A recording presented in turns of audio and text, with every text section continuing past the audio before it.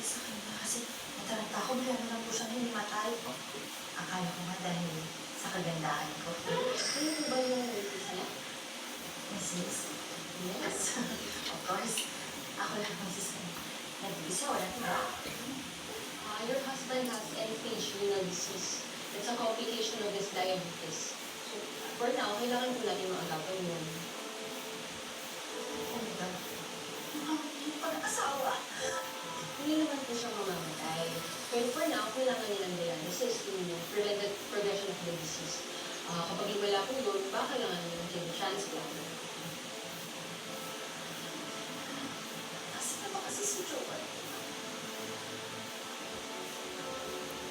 Di ba yung bibigyan niya pa siya? Baka naman kaya nalulungkot kay Rona dahil sa dating asawa.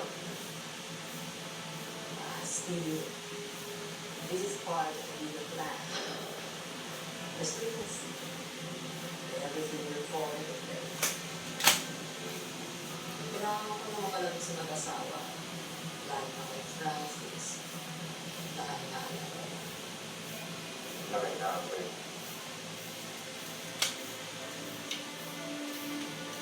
Mahal mo pa rin siya, no? Don't worry about me. I know that.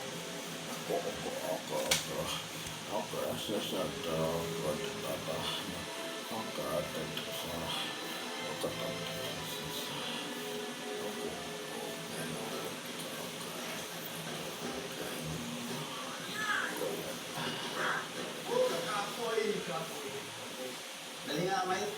Sino ba nag-utos sa'yo kung magpalit tayo ng damit? Si Surgeon. Si Surgeon.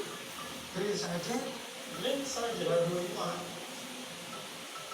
Uy, pag-inap. Parang